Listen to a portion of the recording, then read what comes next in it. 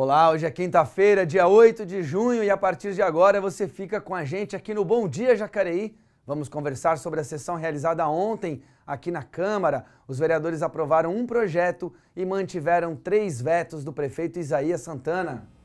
E você vai conhecer a lei do animal comunitário, que permite que as pessoas cuidem de animais que estão na rua. E o Bom Dia já recebe nesse primeiro bloco a presidente da Câmara, a vereadora Lucimar Ponciano, do PSDB. E no segundo bloco teremos a presença da secretária de Educação de Jacareí, Maria Tereza Cirino. Bom dia, presidente. Bem-vinda mais uma vez ao Bom Dia Jacareí. Bom dia a todos. Eu que agradeço a oportunidade de estar aqui junto com vocês. Vamos aproveitar a sua presença aqui hoje para comentar um pouquinho a sessão de ontem e falar de outros assuntos que estão aqui na pauta do dia a dia da Câmara Municipal. Estamos à disposição de vocês. Vereadora, ontem foi aprovado um veto do prefeito com relação a um projeto de sua autoria. Eu queria que você falasse um pouco, relembrasse aqui para o nosso público, qual foi esse projeto e quais os motivos que o prefeito deu para vetar esse projeto.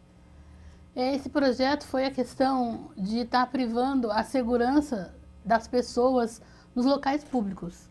Porque, como a gente sabe, no Código de Normas do município, todo setor tem que dar segurança, acessibilidades, né? E vários setores públicos, tanto de atendimento pelo Estado, pelo até Departamento do Governo Federal e da própria Prefeitura, não tem esse licenciamento.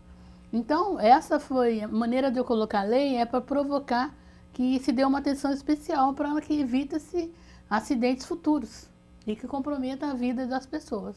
Que seria um alvará de funcionamento, uma licença emitida pelo Corpo de Bombeiros, alguma coisa assim que fosse bem regulamentada visando a segurança do munícipe nos prédios públicos. É isso mesmo, a licença de funcionamento.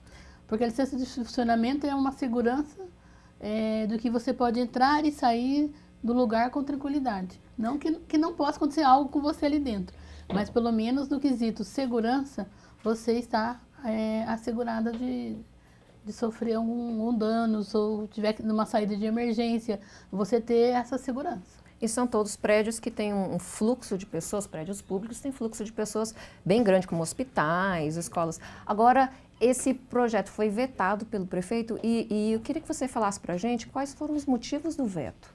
Então, o veto do prefeito foi por conta do seguinte, a gente viu que são inúmeros. Se for somar, acho que chega a mais ou menos uns 90 equipamentos públicos nessas condições. Inclusive escolas municipais. Só de escola 71, né?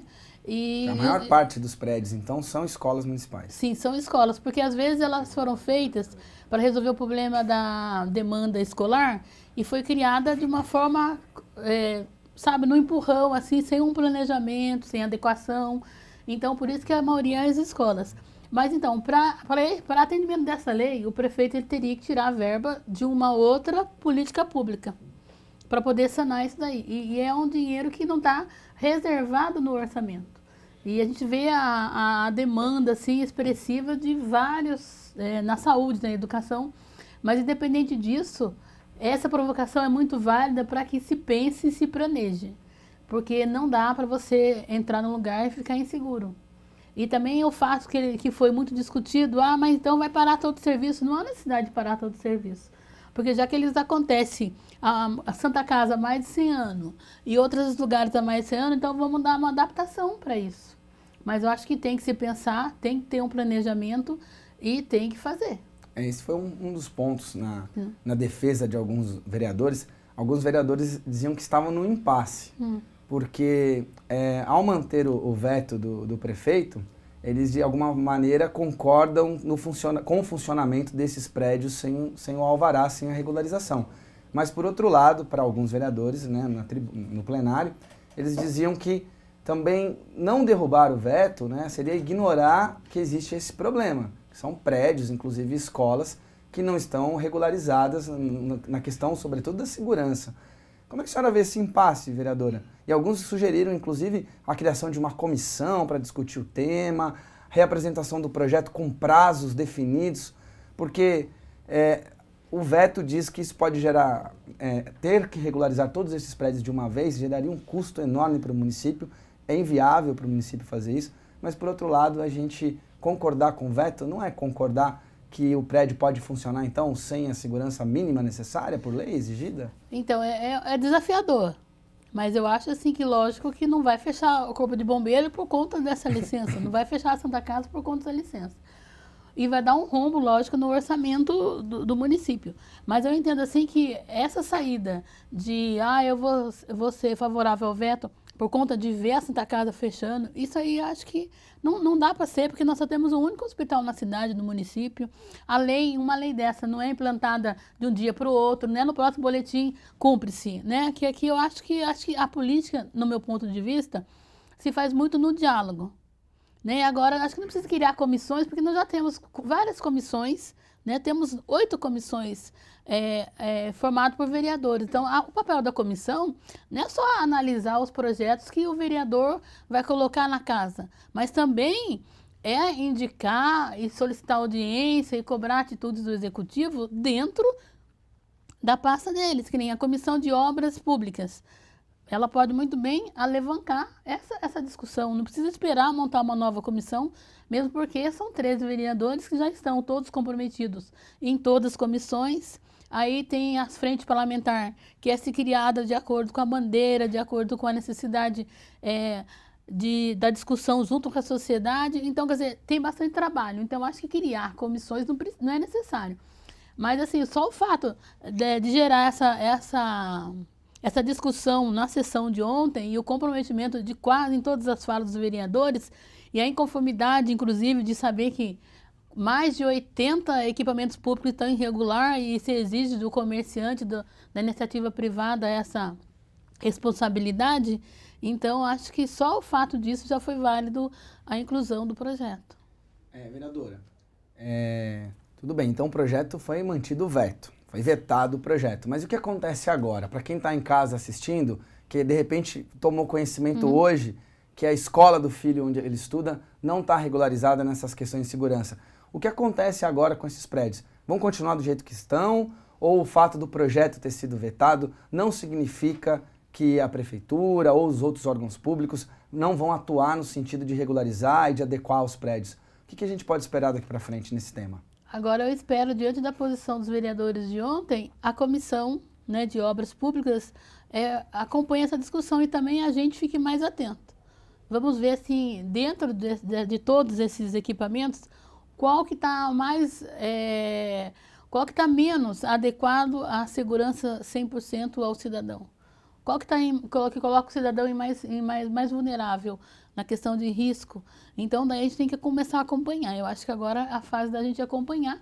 E uma coisa também que da minha parte é ficar muito de olho nas locações feitas pela prefeitura. Porque dentre essa lista, talvez tenha algum equipamento que não esteja adequado. E nós estamos pagando aluguel, então não é justo isso. Então, acho que a gente tem que ficar assim, bem atentos a essas questões, porque a questão Isso é um critério na alocação que o proprietário do imóvel que está alugando para a prefeitura, que ele regularize o prédio, não a obrigação da prefeitura. Exatamente, tem que dar segurança. Então, diante desse número de equipamentos, chama a atenção isso. Porque a gente sabe também que tem muitos prédios alugados que também a prefeitura até paga aluguel para que seja o atendimento do serviço do Estado, do serviço do governo federal. Tem poucos, mas a gente sabe que existe isso. Então, a gente tem que acompanhar, né? Acho que tem que acompanhar principalmente esses que são alocados com dinheiro público. Lembrando que a votação de ontem foram 12 votos a favor do veto do prefeito e teve um voto contrário que foi justamente o seu voto, o voto da presidente aqui. E eu queria também relembrar uma fala do vereador Paulinho dos Condutores, que ele falou muito que a iniciativa privada, o empreendedor, o pequeno empresário, ele tem que se adequar. Né? Ele tem que pagar, ele tem que realizar todas as normas, o ABITS, ele tem que tirar o ABITS, tudo direitinho. E a iniciativa pública, né, o poder público, muitas vezes está com tudo isso, não está dentro dos padrões e normas que deveriam estar. E vide o exemplo que você mesmo deu do Museu da Língua Portuguesa, que pegou fogo. Mas, vereador, o que eu ouvi muito ontem foi, nós vamos cobrar. O Vida fala de todos os vereadores, nós vamos cobrar de maneira concreta para o nosso público. Como que o vereador pode cobrar isso da prefeitura, cobrar que todos os itens de funcionamento para um funcionamento legal, um funcionamento seguro, possa acontecer? Então, a maneira de cobrar é fiscalizar o serviço. Se eu já sei que ele está inadequado diante da lei, do Código de Normas e Posturas, a cobrança será quando vai ser adequado esse serviço, a infraestrutura, o licenciamento do local. Então, a maneira de cobrar vai ser essa, porque não tem outra. Porque a mesma maneira que se o prefeito não tem verba para poder tirar a licença, organizar a acessibilidade necessária, a segurança, no caso de bombeiro necessário, arrumar outro local também seria uma despesa. Então, na verdade, é um desafio muito grande. Mas eu acho que, então, que o papel do vereador é fiscalizar. Né? Então, nós vamos ter que andar em todos esses lugares e tá vendo, que nem como todo mundo falou, vamos pedir para o prefeito um planejamento de quando será feito, que nem das 71 escolas, ele garantiu que esse ano vamos cuidar de mais de 20. Então, já é um avanço, né? Mas a gente não pode fechar o olho, porque acidente acontece em qualquer momento. A Câmara aqui, inclusive, ela precisou de várias adequações. Eu queria até que você pudesse Então, falar a Câmara também, ela tá... Porque, assim, essa exigência não é de agora, desde 2008, né? Então, desde 2008 vem se cobrando. Então, passa presidente, e vai deixando para lá. E se a gente for pesar, ser mais vereador do que ser presidente, a gente acaba deixando mesmo de lado isso. Mas aqui já tem um compromisso. Na casa da Câmara Municipal, o que não está legalizado ainda? A parte de elétrica do prédio que era antigo, a parte redonda do prédio. Mas já estamos contratando, primeiro, para fazer o projeto, uma consultoria de engenharia para fazer o projeto, e logo em seguida, tendo o projeto de acordo com as normas, porque a exigência não é só da Prefeitura Municipal, ela também tem exigência estadual, tem exigência federal, inclusive, porque é a segurança do cidadão. Então, a gente já tá em processo de andamento isso, e eu creio que até dezembro, assim, no recesso de dezembro, a gente sane esse problema. Mas se você olhar a Câmara Municipal, por exemplo, nós temos uma equipe aqui de brigadistas, nós temos vários acessos, né? Então não tem essa questão. Você olha nos lugares, estão vendo os extintores, então está bem equipado. Mas assim, para adequar isso, ainda falta só essa questão da parte elétrica, que tem que ser corrigida, lógico, que a gente sabe que é uma das questões que a gente vê mais a causa do incêndio começa por ali. Então a gente tem que ficar bem atenta mesmo. E aqui também, por exemplo, a média de público aqui na Câmara, sem contar os 140 funcionários, são mais de 1.500 pessoas mês entrando e saindo da Câmara. Fora as que vêm em audiência, fora as que vêm na sessão, fora as que vêm nos eventos que usam o auditório. Então, quer dizer, é de ficar preocupando. Agora, você imagina em Santa Casa. Então, a preocupação minha muito é a Santa Casa, que é um prédio muito antigo. Mas a gente tem que ir em todo lugar olhar, você vê um extintor, você vê uma medida de segurança, nem que for paliativa. Eu acho que no primeiro momento, acho que o Poder Executivo ele vai pensar de atender essa demanda, que é um risco, de uma forma pelo menos paliativa. E eu acho que os vereadores, de acordo com o debate de ontem, também vão estar acompanhando isso. Porque eu não consigo dormir sabendo que pode acontecer alguma coisa a qualquer momento, né? Então é complicado isso. E o papel de estar aqui, quando a gente fala em defesa da vida, não é só do fato de ser a favor do aborto, contra o aborto. Eu acho que em defesa da vida é você dar garantia de segurança para as pessoas de todas as idades. Certo. Bom, além desse veto do prefeito, que foi mantido pelos vereadores, nós tivemos também a aprovação de uma frente parlamentar, foi a Frente Parlamentar em Defesa do Idoso, proposta do vereador Luiz Flávio, que foi aprovada por unanimidade. Você acompanha aí imagens da sessão, o vereador utilizando a tribuna para fazer a defesa do projeto. Esse é um tipo de frente que acaba tendo a aprovação dos outros vereadores da casa. Tivemos a presença de representantes do Conselho Municipal do Idoso, de alguns asilos e entidades que trabalham com essa parcela da população aqui ontem. Teve uma discussão lá se devia ser melhor idade ou idoso.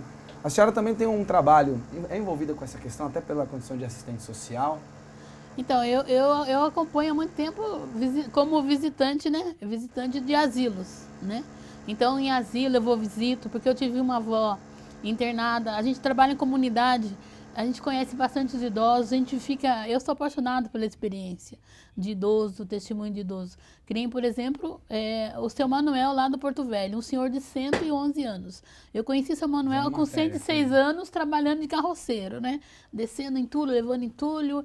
E se você vai lá visitar ele, 111 anos, está cuidando da sua horta, está cuidando lá das suas aves no quintal, é uma pessoa super ativa.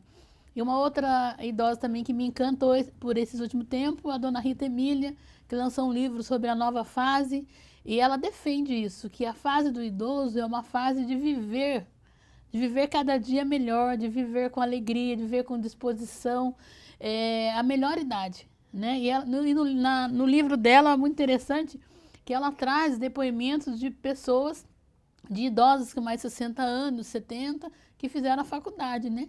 Então, uma experiência ímpar de a gente ver pessoas com toda a vitalidade querendo viver, né? Então, a idade de anos de vida não soma, né? Soma no físico porque ninguém é de ferro, mas, assim, a atitude, e também o que chama atenção nesses idosos, não só de 60, 70 anos, mas dos 80, 90 anos, são a disposição e a manutenção dos valores de vida, o respeito com todas as pessoas.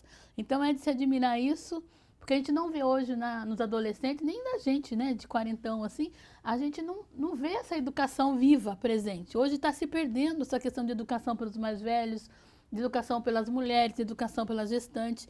Então, isso os idosos trazem no seu dia a dia com muita tranquilidade. E são as pessoas que hoje na sociedade são as mais prejudicadas por essa falta de educação, são as pessoas idosas, né? A gente vê no sistema de saúde, vê no transporte coletivo, vê os espaços na praça, como que eles são acolhidos no comércio, no banco, nas lojas. Então, a gente vê a dificuldade muito grande. Então, eu acho muito salutar essa frente mesmo. Eu acho que precisava mesmo ter essa frente, como muitas outras também em defesa da vida. Mas vamos ver como que o Flavinho, né, e quem vai assumir com ele encaminhar isso. O trabalho tem bastante. Tá certo. O vereador Flavinho, que esteve conosco essa semana, um dia antes, né, da votação, e falou um pouco da importância para ele dessa frente e por que apresentou o projeto. Nós tivemos também outros 2 vetos aqui do prefeito, a um projeto do vereador Paulinho do Esporte e outro a um projeto do vereador Rodrigo Salomão. Os 2 projetos tratavam de questões ligadas à divulgação de informações da saúde. Sibeli, é isso mesmo? Esses 2 vetos foram mantidos? Foram mantidos. Em todos os vetos, o prefeito conversou com os proponentes. Acredito que o prefeito tenha conversado com você também. Conversou com o Paulinho do Esporte, falou por que estava sendo vetado a divulgação de lista de espera, porque envolvia também questões particulares do paciente que não poderiam ser divulgadas, né? A lista de espera para cirurgias, como que é? O que é? Por exemplo, você precisa de um procedimento médico e aí você o paciente pode esperar, ficar na lista de espera durante meses e, como disse o vereador, até durante anos. Então, através da divulgação de lista de espera, ele ia ter noção de quando que ele ia ser chamado, a probabilidade dele ser chamado para realizar aquele procedimento médico. Segundo a justificativa do veto, era que isso poderia influenciar nessas questões de privacidade do paciente, então que isso seria vetado. E o vereador Paulinho do Esporte concordou e está bem ok com relação ao veto do prefeito. Com relação já ao veto do vereador Dr. Rodrigo, foi um veto parcial, que qual que era o projeto dele? Que as unidades médicas divulgassem informações, por exemplo, quem que é o médico plantonista, quem que é a equipe que está de plantão, esse tipo de coisa, e envolvia também hospitais particulares. Então, o veto do prefeito foi parcial com relação a essa parte de hospitais particulares, mas o veto também correu tranquilamente, o Dr. Rodrigo também aceitou o veto do prefeito. Então, é isso aí. Esses foram, então, os resultados da sessão ordinária de ontem. 3 vetos do prefeito mantidos e a criação da Frente Parlamentar em Defesa do Idoso. Vamos falar agora da previsão do tempo. Será que essa chuva que a gente teve aqui no começo da semana foi mesmo embora? Vem mais frio? Vamos conferir na previsão da Climatempo.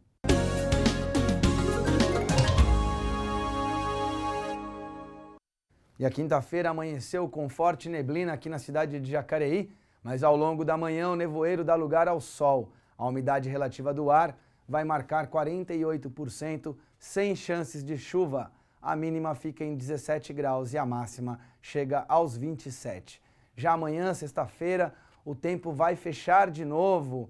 A sexta-feira deve amanhecer bastante fria, com umidade do ar em 54%, com 77% de previsão de chuva, que pode cair a qualquer hora do dia.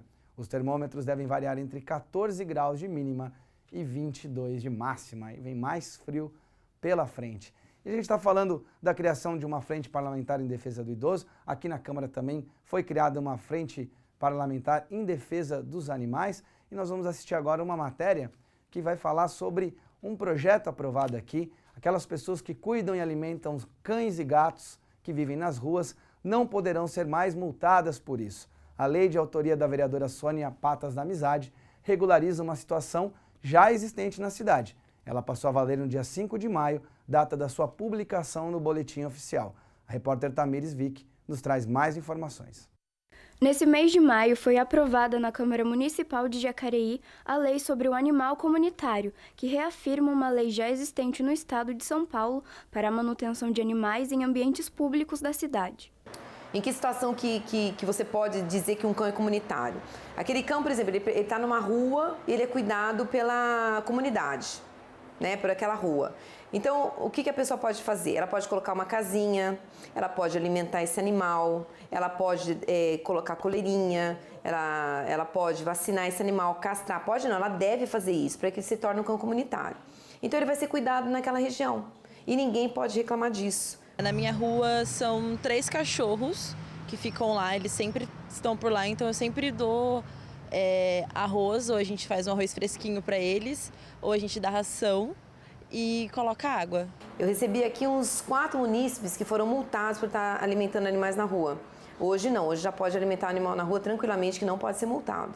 Só que quando a gente coloca, às vezes a gente deixa lá, mas meia horinha depois que a gente volta para ver se está lá, o poste não está mais lá. Então a gente não sabe quem, mas às vezes tem pessoas que não querem ver a gente alimentando os cachorros. Então eles roubam os potinhos. Então a gente tem esse tipo de problema, mas a gente vai dando um jeito. Então hoje, qualquer pessoa pode ter um animal comunitário sem correr o risco de ser denunciado ou multado.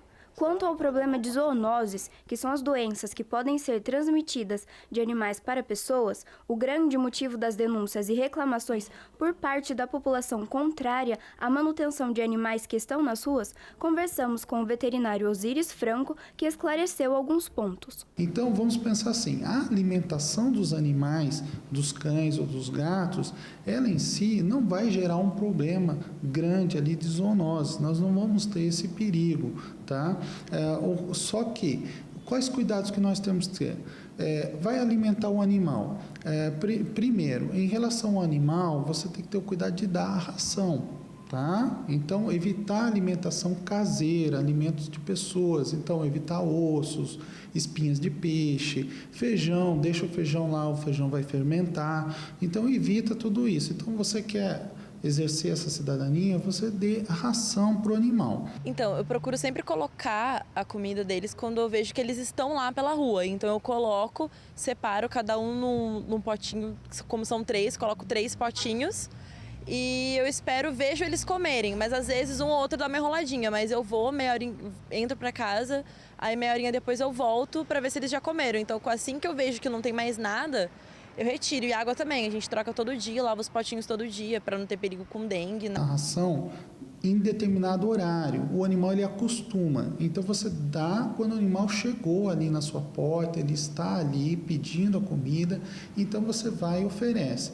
O animal comeu, ele não comeu, você retira aquele alimento. Por quê? Ele vai ficar ali exposto ao sol, à chuva, então você vai ser uma fonte, vai atrair pombos, insetos, moscas, pardais durante o dia e à noite principalmente roedores e baratas. Aí sim nós temos um potencial de zoonoses devido aos roedores. É obrigação da prefeitura recolher. Se ela não recolhe, ela não pode tirar o direito de você alimentar. É importante também dizer que a vasilha apropriada, você tem que ter um comedor ou alguma vasilha reutilizável, tá? Não se utiliza, por exemplo, um marmitex de alumínio, ou de isopor, ou uma sacolinha plástica, você coloca aquele alimento ali e o animal ele pode inclusive ingerir esses recipientes. Olha, muitos animais abandonados na rua. Eu gostaria que as pessoas tivessem um pouco mais de consciência, não é? a gente não dá conta.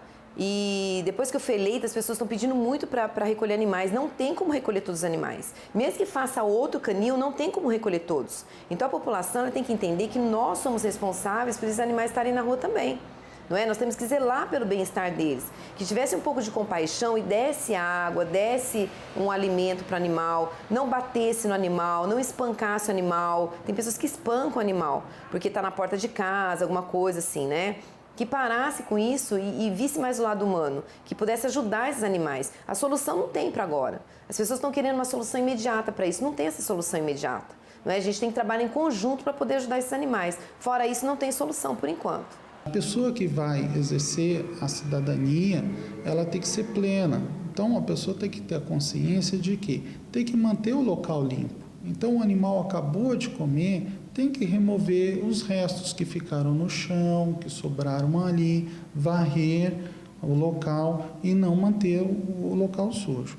A água tem que ser limpa, todos os dias você tem que lavar as vasilhas, então retira aquela água, limpa a vasilha, desinfeta e coloca uma água limpa, pelo menos uma vez por dia. Porque eu acho que eles merecem essa ajuda. Eles estão lá, cresceram na rua, não tem um abrigo, não tem ninguém.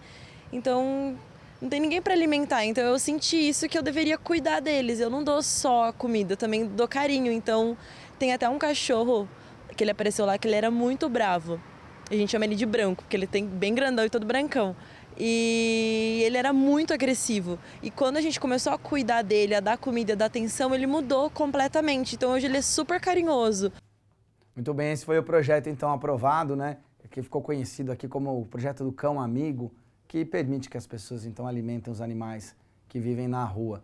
No próximo bloco vamos receber a educadora Maria Tereza Cirino, secretária de Educação de Jacareí. Agradeço a presença da presidente. Muito obrigado, vereadora, por estar aqui mais uma vez. Eu que agradeço e um bom dia a todos que estão nos assistindo e sempre estou à disposição de vocês. Muito bem.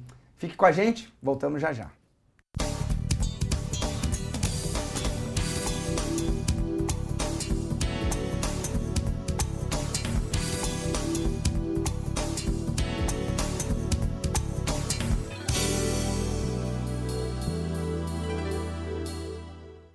Estamos de volta com o segundo bloco do Bom Dia Jacareí. Infelizmente, tivemos um contratempo com a secretária de Educação de Jacareí. Ela não poderá comparecer hoje, mas fica o convite.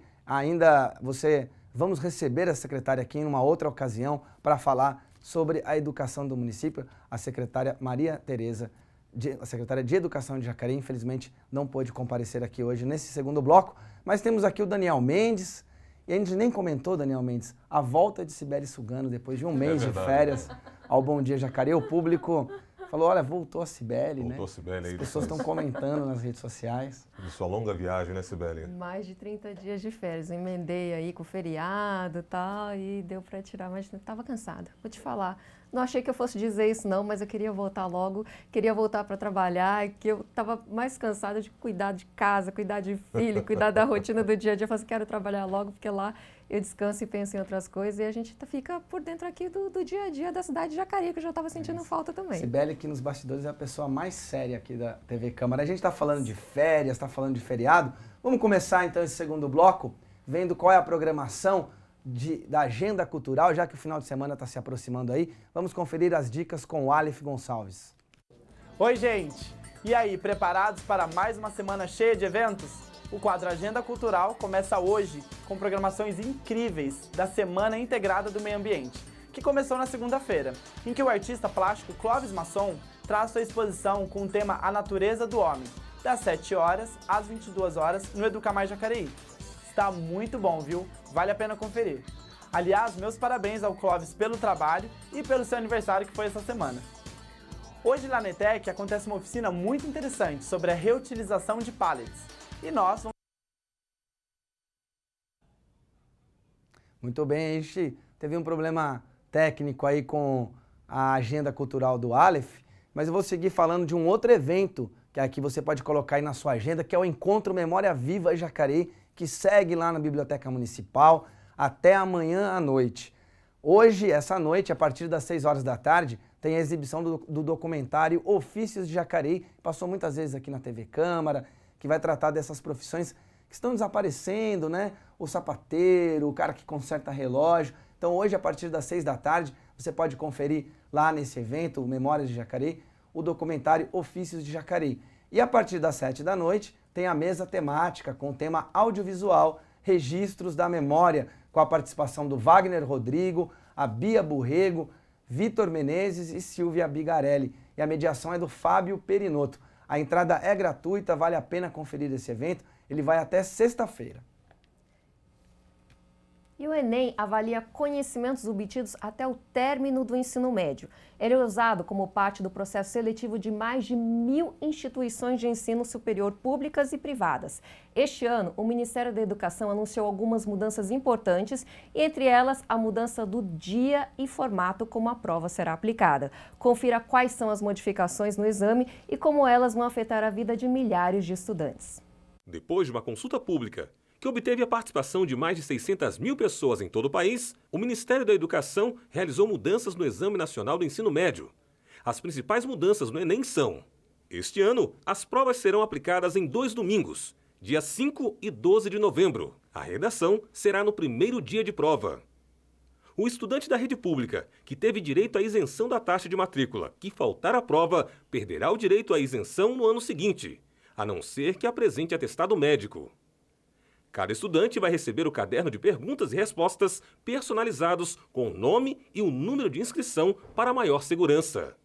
A consulta pública aconteceu junto com uma grande mobilização popular organizada pela internet por alunos, pais e adeptos da doutrina sabatista que tinham uma dificuldade maior para fazer as provas aos sábados. Devido à crença religiosa, só conseguiam fazer a prova após o horário do pôr do sol, no fim da tarde, mas tinham que ficar confinados durante todo o período de prova. Antes o exame, feito dessa forma, com certeza prejudicava os nossos alunos, os nossos irmãos adventistas, por conta da espera que eles já têm aquele peso, de ir bem na prova, de ter um bom resultado, e assim, eles já iam com essa preocupação.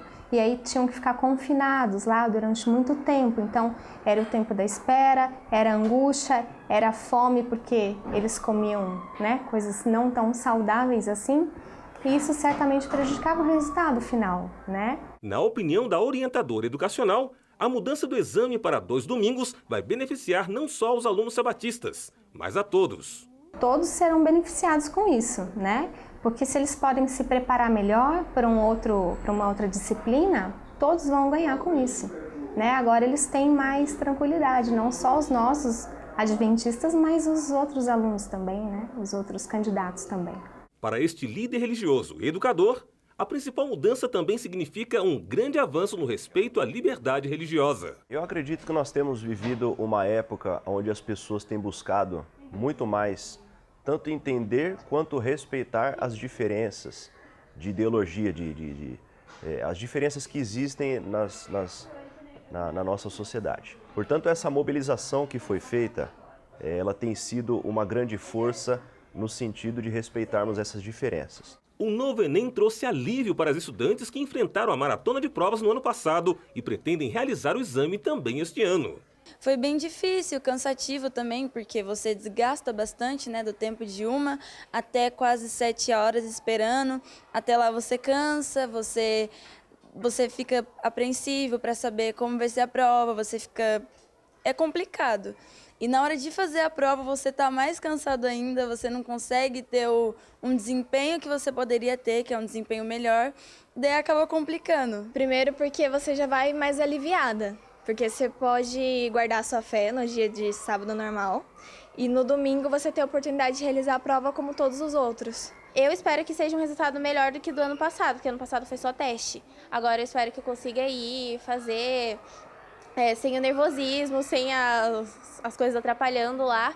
E pelo fato de você ter uma semana para descansar, isso vai ajudar bastante, porque você vai ter tempo para descansar a sua cabeça, o seu corpo, vai ter tempo para estudar a próxima matéria. O antigo formato das provas e a ansiedade impediram que a estudante Flávia Manuela fizesse a prova no ano passado. Ano passado eu pensei em fazer, Mas eu falei com meus pais, eles falaram vai ser muito desgaste se você fazer esse ano por causa do sábado. Eu tenho muito problema com ansiedade, então pra mim ficar trancada dentro de uma sala é muito ruim.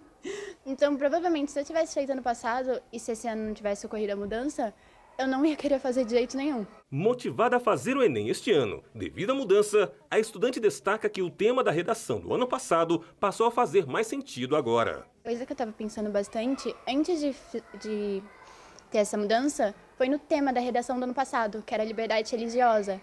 E o tema era liberdade religiosa, mas a gente não tinha a nossa liberdade religiosa de guardar o sábado. E a gente acabava tendo mais dificuldade do que as outras pessoas por conta de diversos fatores. Você ter uma prova que ela pode ser oferecida de maneiras diferentes para grupos diferentes, na verdade ela não chega a privilegiar um grupo específico, mas de fato ela busca exatamente uma igualdade entre esses grupos que têm diferentes crenças, diferentes filosofias de vida. Portanto, foi uma maneira de equalizar a sociedade.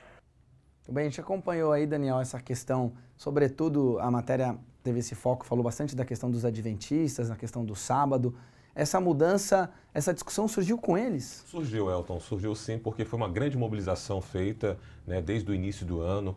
A comunidade, não só dos adventistas, mas dos sabatistas, judeus, enfim, se reuniram. São os que guardam o sábado. Que guardam o sábado, né, ali do pôr do sol da sexta-feira ao pôr do sol de sábado. Eles não fazem nenhuma atividade fora ali, aquelas que envolvem a parte espiritual, né, de acordo com a religião. Então, eles fizeram essa grande mobilização, foram até o Ministério da Educação, foram recebidos pelo ministro, que realmente resolveu abrir, né, o debate juntamente com toda a comissão, e aí ele resolveu fazer então um debate público, né, uma audiência pública, para que realmente pudesse colher da sociedade como um todo os benefícios. Então, ou seja, é a questão da liberdade religiosa para eles, mas já havia também uma reclamação por parte dos alunos com relação ao período, porque como é um período muito longo de prova, são 4 horas de prova. Então, 4 horas de prova no sábado, mais 4 horas de provas no domingo, é realmente muito cansativo para os alunos, o formato, a ordem das provas, enfim. Isso aí eles também se sentiam já prejudicados. Então, juntou essa questão da própria liberdade religiosa para atender aos sabatistas, juntamente com essa questão do cansaço dos próprios alunos, né, e um pedido antigo de todos os alunos, e tem também a parte da questão da econômica, que para eles, nesse sentido de serem 2 dias, parece que houve uma redução no sentido de ser 2 domingos, ao invés de ser sábado e domingo, né, por parte do Ministério. Eles anunciaram também que seria uma parte econômica. Então, juntando todos esses fatores, e essa audiência pública que teve a participação de mais de 600 mil pessoas, sendo favoráveis então a essa mudança, culminou então nessa alteração pelo Ministério da Educação. Tivemos outras alterações também, parece taxa de inscrição. A taxa de inscrição realmente esse ano ficou um pouco mais cara, né? Saiu de R$ 68,00 que foi no ano passado e pulou para R$ 80,00 este ano. Agora, uma coisa também que foi interessante é que o aluno que se inscreveu este ano da rede pública, aluno da rede pública, realmente ele é isento da inscrição, porém, se ele faltar o exame este ano e no ano que vem ele pedir a isenção, aí ele já perde o direito à isenção. Então, tem que ficar muito atento, porque se ele o aluno de escola pública, ele não paga, né, ele teve a isenção da matrícula, porém, se ele faltar ao exame, ele perde esse direito para o ano que vem. Muito bem. Só relembrando, qual vai ser o dia da prova, Daniel? Serão em 2 domingos, né, no dia 5 de novembro, 5 e 12 de novembro. Lembrando que a redação também, uma outra alteração, um pedido, já vai ser no primeiro dia de prova, né? Porque exige um pouco mais do aluno estar mais concentrado para poder escrever de forma mais livremente, né? Com a cabeça fresca, como eles chamam ali. Então já vai ser no primeiro dia de prova, no primeiro domingo, então já será então a redação. O aluno já faz a redação. É muito interessante a aluna falar, olha, o tema da redação foi sobre liberdade religiosa e a gente ainda tinha essa complicação em função da nossa religião. Lembrando que o Brasil, né, permite todas as manifestações religiosas, então a gente precisa adequar mesmo essa realidade. Inclusive já existe uma lei, por exemplo, no estado de São Paulo que preserva muitos setores, né, vários setores aí, essa questão da liberdade religiosa para atender então os alunos e até as pessoas que são sabatistas em vários setores. Já existe uma lei estadual, em vários estados já existe, né? Nós não temos ainda uma lei federal para isso, né, a não ser com relação a concurso público, que realmente é só realizado aos domingos e não aos sábados, faz bastante tempo essa questão, mas no estado de São Paulo especificamente voltada, inclusive para os estudantes, né, que pedem a isenção das aulas às sextas-feiras à noite e aos sábados, eles já são guardados com essa questão da lei estadual que existe aqui no estado. Muito bem, muito obrigado, Daniel. Vamos seguir falando aqui sobre educação, porque o Instituto Técnico Federal em Jacareí está com matrículas abertas, inscrições abertas para vários cursos do próximo semestre de 2017. Confira no link. O Instituto Federal de Jacareí está com inscrições abertas para os cursos com ingresso no segundo semestre de 2017. Há 3 opções, são eles administração, logística e design de interiores. Então, para falar um pouquinho mais sobre esse processo de inscrição, a gente conversa com o coordenador pedagógico aqui do Instituto, o senhor Luiz de Almeida. Muito boa tarde. Primeiramente, como que funciona esse processo de inscrição? Boa tarde, Daniela. A inscrição é totalmente online, então o candidato, quem desejar fazer os cursos, precisa entrar no nosso site e se inscrever. E quais são os pré-requisitos para a participação desse curso? Para os 3 cursos, Administração, Design e Logística, o critério é o seguinte: o aluno precisa estar cursando o 2º ano do ensino médio, ou o 3º, ou para aquele que já tenha concluído o ensino médio. E qual que é a duração desses cursos? A duração do curso de administração é uma duração de 2 anos, design de interiores e logística 1 ano e meio. E quantas vagas aproximadamente há para cada curso? Para cada curso nós temos 40 vagas, né? Tá certo, muito obrigada pelas informações. E as inscrições elas poderão ser feitas online no site que aparece aqui na sua tela. E elas vão até o dia 25 de junho deste ano e as aulas iniciarão dia 26 de julho. Daniela Santos para a TV Câmara de Jacareí, a TV pública da cidade. Muito bem, obrigado, Daniela, pelas informações. Atropelei a Cibele aqui, eu fiquei desacostumado com a Cibele aqui nesse período de férias dela. Cibele ainda tem o radar para chamar aí, Cibele. Eu ia falar justamente que a gente está nesse período friozinho, está chovendo, a gente está com a dificuldade para visualizar quando você está dirigindo ali, então neblina, muita neblina. Hoje cedo, né? É verdade. Fiquei até com medo de errar os caminhos hoje, mas é só ir cuidado, não se distraia com a neblina e preste atenção à localização dos radares móveis aqui na cidade de Jacareí. Hoje, quinta-feira, os radares estarão nas avenidas Elmira Martins Moreira, Maria Augusta Fagundes Gomes, São Jorge, Malek Assad e Humberto Castelo Branco, e na rua Padre Eugênio. Amanhã, sexta-feira, os radares estarão nas avenidas das Letras, Lucas Nogueira Garcês e Dom Pedro I, e também nas ruas Bom Jesus, Tiradentes e Expedicionário Armando Cavalcante.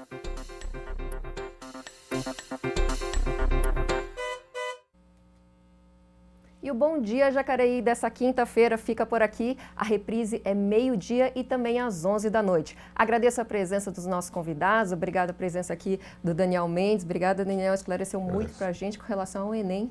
Obrigado, prazer sempre participar aqui. Muito bem. Confira toda a nossa programação em nosso canal do YouTube, youtube.com/TV Câmara Jacareí. Participe conosco lá no Facebook, facebook.com/TV Câmara Jacareí. Curta e compartilhe todas as informações da TV Câmara Jacareí. E você pode conhecer mais sobre o Poder Legislativo Municipal no site da Câmara, jacareí.sp.leg.br. Deixo o nosso abraço para o Alexandro Rocha, a Terezinha Machado e ao Júnior Maia. Voltamos amanhã, sexta-feira. Até lá!